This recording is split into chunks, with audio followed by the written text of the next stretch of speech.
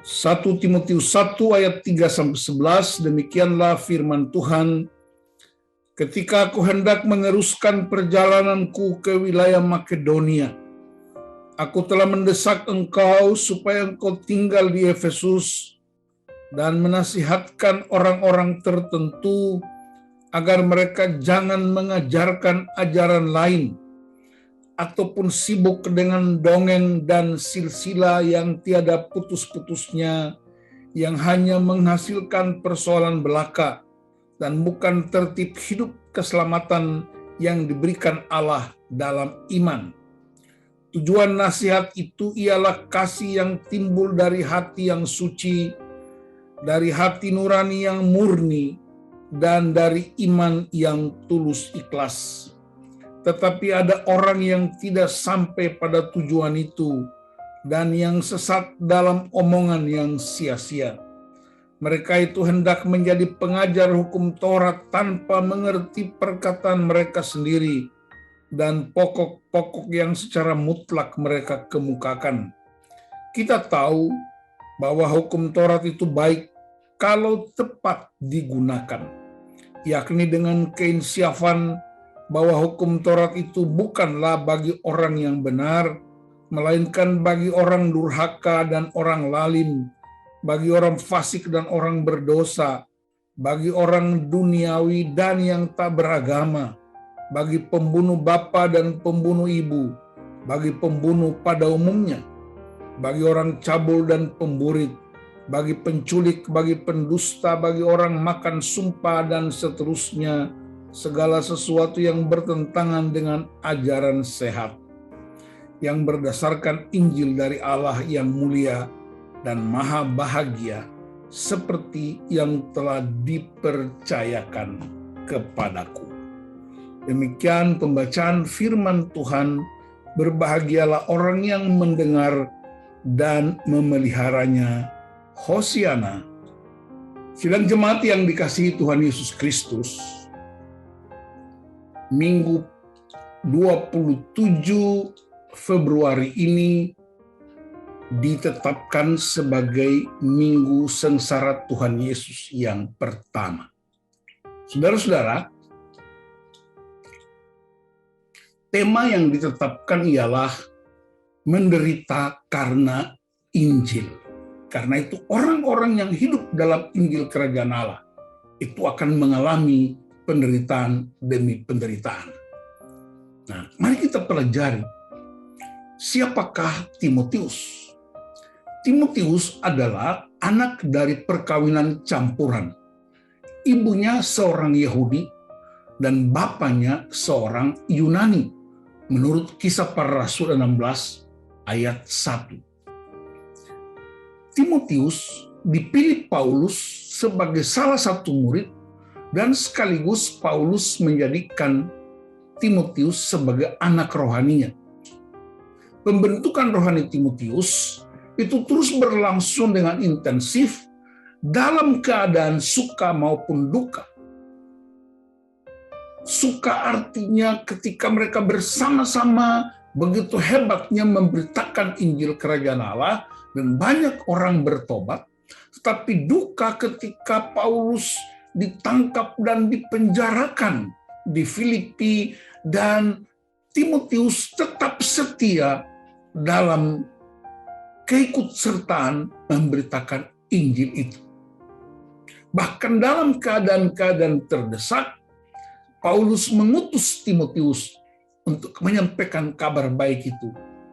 Nah, saudara-saudara, pada akhirnya Rasul Paulus menyebut Timotius sebagai anakku yang kekasih, yang setia dalam Tuhan.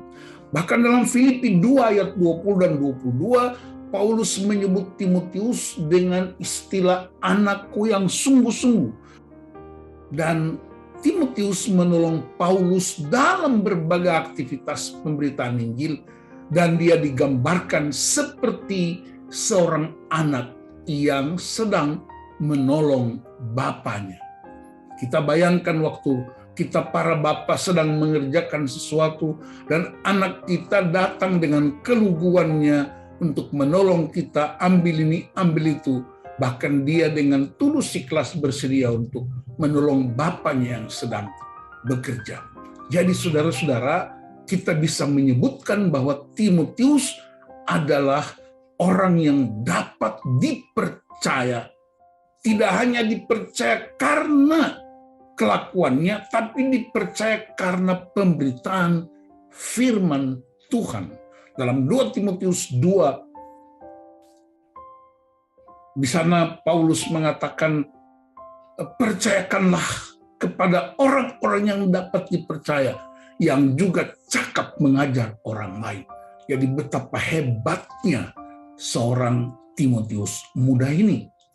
Nah, kita lihat ternyata Timotius ini dibesarkan oleh dua wanita yang spesial, yaitu ibunya bernama Eunike dan neneknya bernama Lois, dalam 2 Timotius 1 ayat 5. Nah, pertanyaannya apa yang dilakukan oleh dua wanita ini, Eunike dan Lois? Ialah mereka mewariskan iman yang tulus ikhlas bagi Timotius. Dari situ kita bisa belajar bahwa anak-anak kita dilatih dari rumah.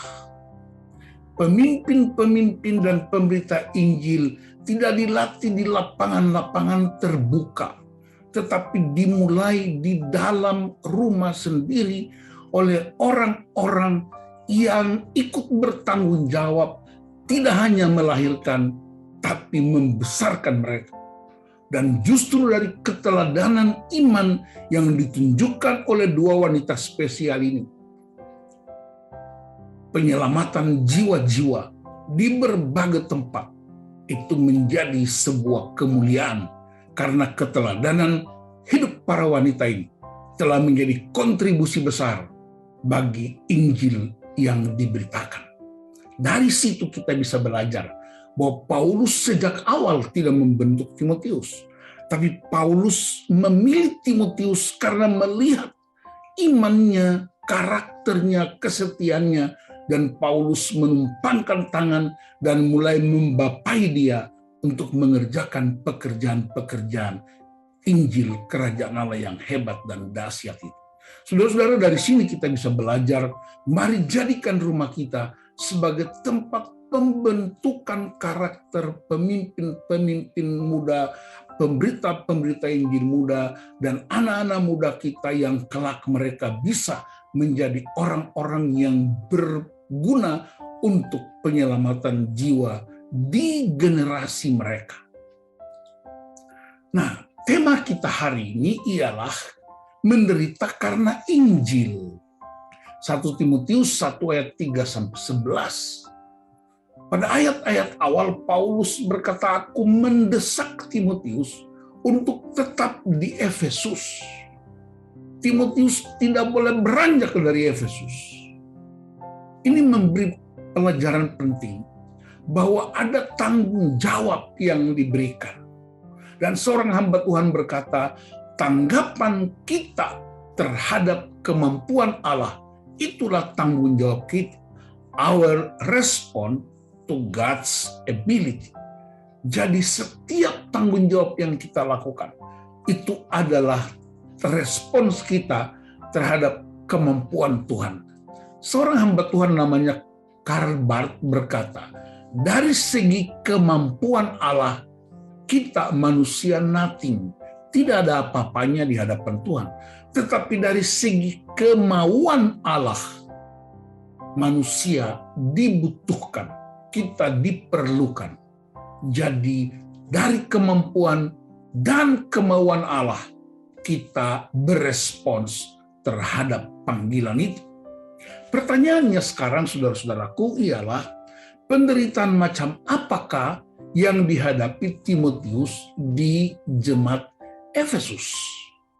Ada dua yang bisa kita pelajari dari pembacaan kita, yaitu ada pengajaran sesat dalam jemaat.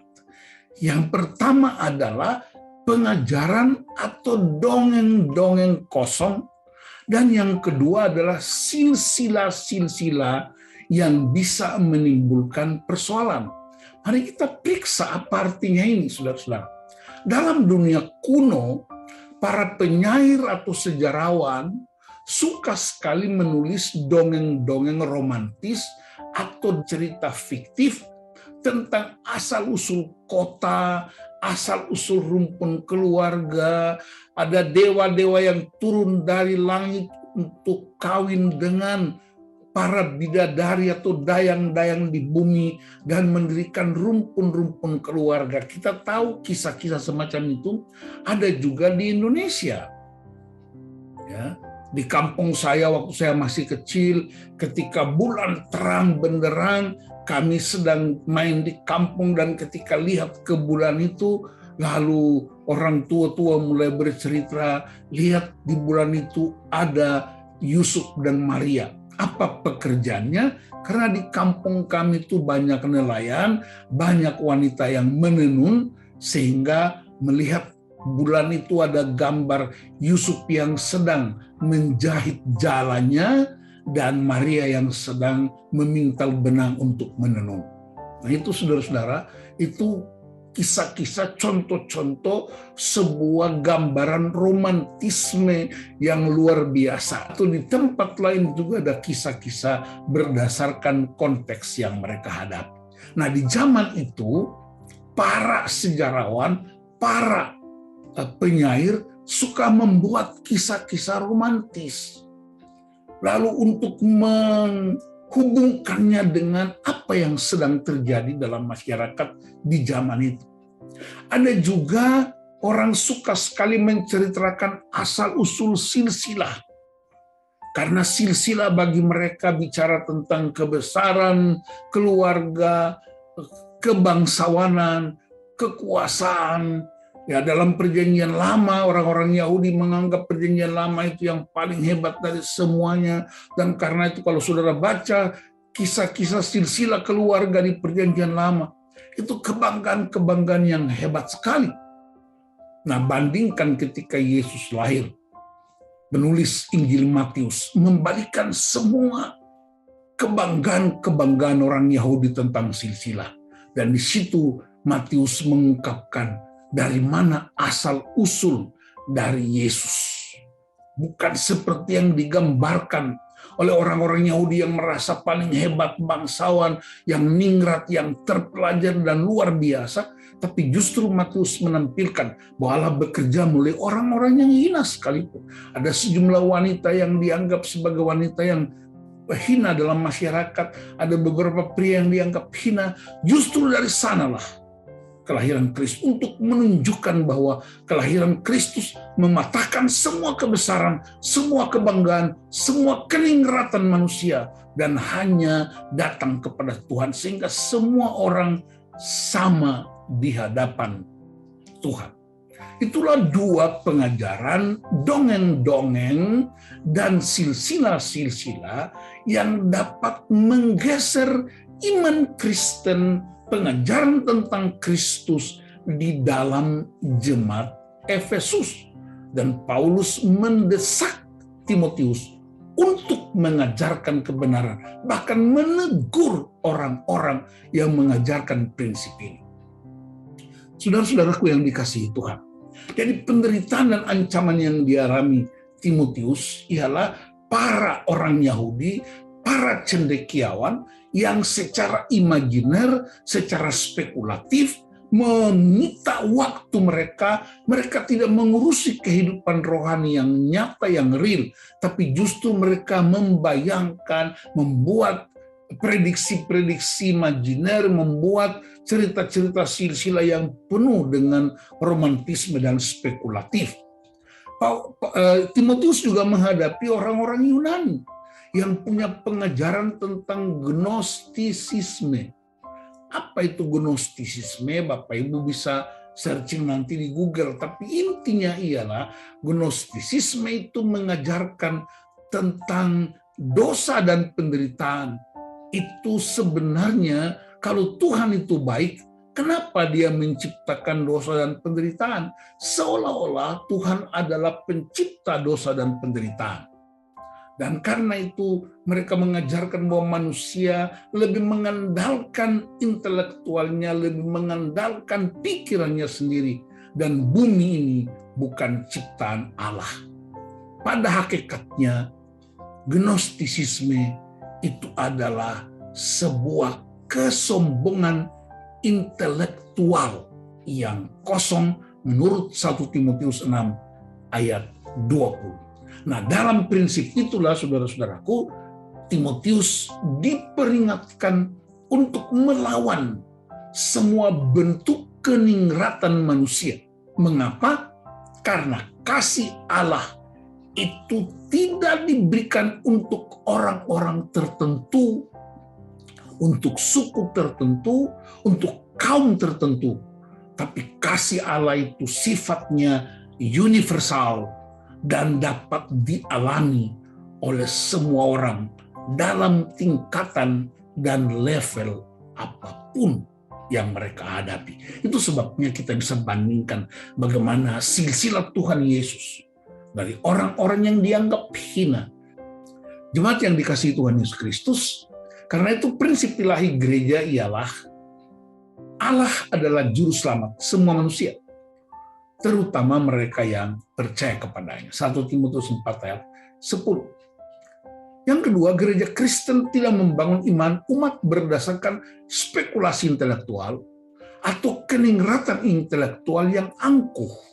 Menurut seorang hamba Tuhan, William Barclay, gereja tidak membangun iman berdasarkan spekulasi-spekulasi intelektual, analisis-analisis manusiawi, berdasarkan keningratan-keningratan intelektual yang dimiliki oleh manusia, yang mereka merasa mereka lah sumber satu-satunya, sumber utama, seolah-olah yang lain nothing.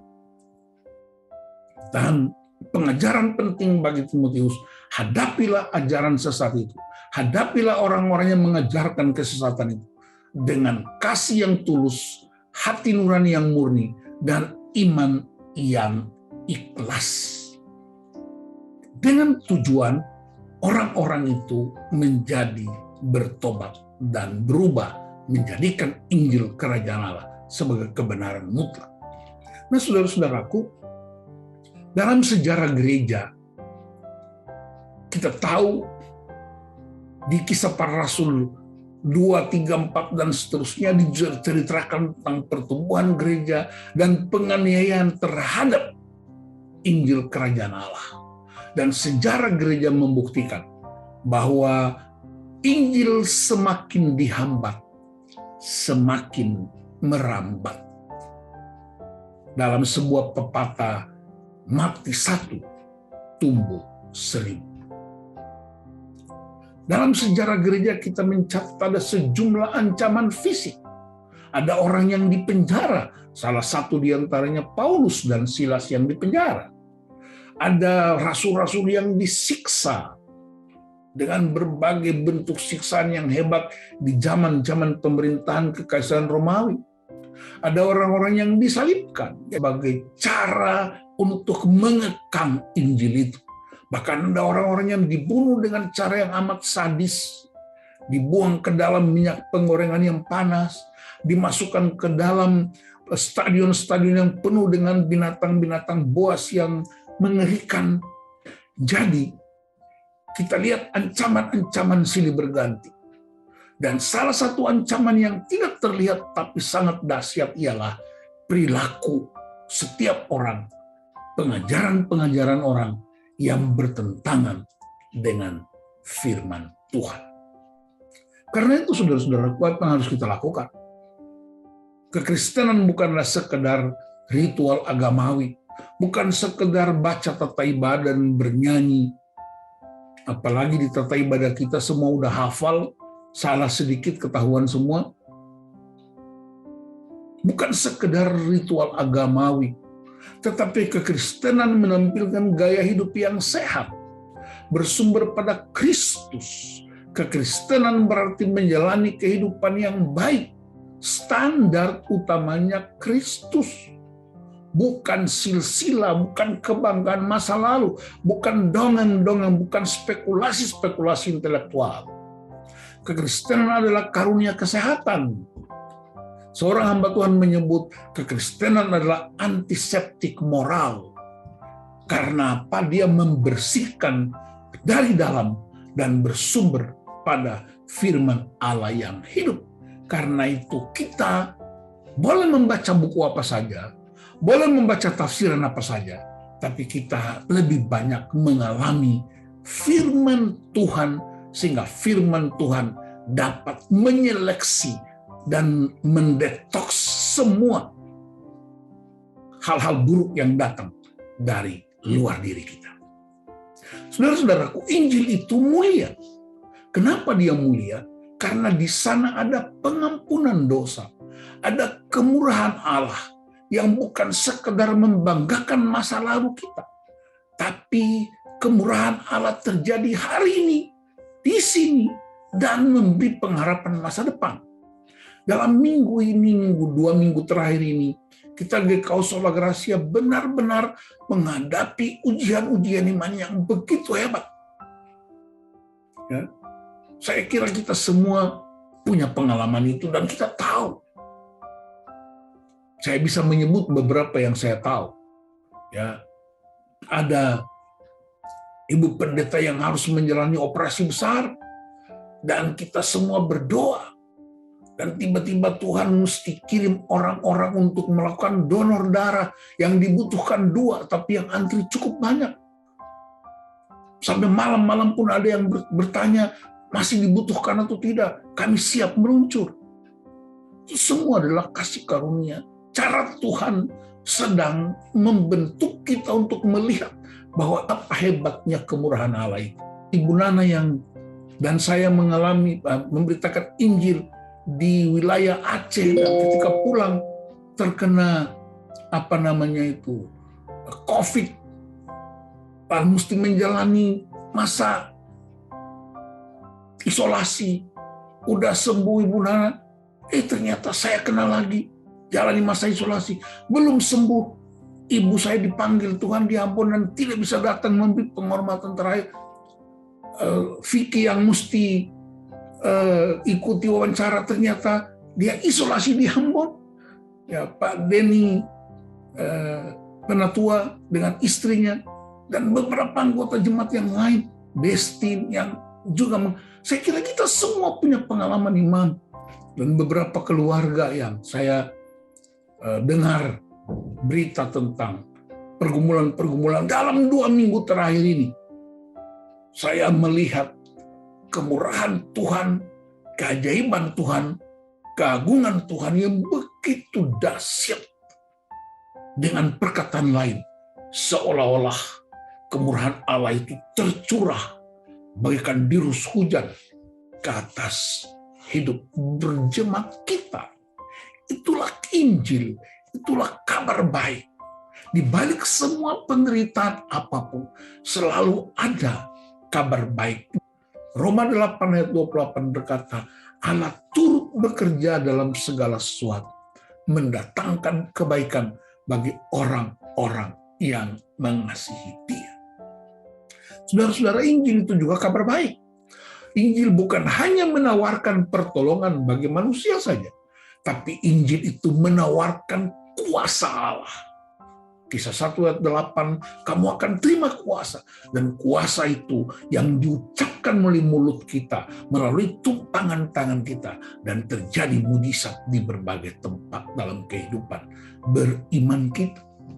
Injil itu disampaikan oleh manusia yang menerima tawaran Allah. Jadi orang-orang yang percaya Kristus tidak menyimpan kabar baik bagi dirinya, tapi harus membagikannya kepada mereka yang belum mendapatkannya. Itulah iman Kristen yang sejati. Tidak mengambil dan menyimpan di dalam dirinya dan dikurung di dalam kamar-kamar tidur kita. Tapi Injil itu mesti dibagikan, disebarkan, supaya orang lain mengalami kelimpahan kasih karunia. Dan saya ingatkan saudara-saudara, Injil itu mahal. Harganya ialah salib Kristus. Dan orang-orang yang ikut di dalam penderitaan karena Injil, sebenarnya mereka orang-orang yang dinyatakan mulia karena ikut dalam arak-arakan Injil kerajaan Allah itu. Karena itu hari ini saudara-saudaraku, dalam memperingati Minggu Sengsara pertama ini, dari pelajaran Timotius menghadapi ajaran-ajaran sesat, saya mengencourage jemaat semuanya untuk kita mulai belajar. Yang pertama, dengarkan firman Allah. Jadikan firman Allah sebagai kekuatan untuk menyeleksi semua kebenaran-kebenaran dunia dalam berbagai bentuk. Taat pada firman Allah. Bahwa ada penderitaan, Yesus mengucapkan, jangan takut, aku sudah mengalahkan dunia. Saya punya pengalaman ketika menjadi vikaris di GKO Pondokungu Permai. Saya masih vikaris, anak kami Yanson baru umur kira-kira kurang dari 2 tahun. Ya, kami mengalami ancaman-ancaman yang serius. Orang-orang yang tidak percaya kepada Tuhan ingin untuk menghambat gereja, jemaat terus bertumbuh. Seringkali Yanson harus disingkirkan ke rumah kakak di Bekasi karena hari Sabtu dan Minggu kami akan menghadapi ancaman, bukan hanya ancaman tempat ibadah ditutup, tapi ancaman nyawa. Dan dilakukan oleh orang-orang yang merasa beragama. Itu puji Tuhan, semuanya berlangsung dalam pengalaman iman yang begitu hebat. Itu ancaman eksternal. Tapi ada ancaman internal. Apa ancaman internalnya? Ada kebanggaan-kebanggaan masa lalu orang-orang yang merasa kalau bukan gua, gereja nggak begini. Kalau bukan aku, gereja nggak begitu, dan seterusnya. Itu ajaran-ajaran, itu dongeng-dongeng, itu silsilah-silsilah yang harus kita hentikan. Karena itu sekali lagi dengan penuh hormat dan syukur kepada Tuhan, kita bersyukur untuk perjalanan iman kita. Kita bersyukur bahwa di Jemaat GKO Sola Gracia bebas dari semua intimidasi dari luar maupun intimidasi dari dalam. Tapi hati-hati, jangan sampai prinsip itu datang dari diri kita sendiri.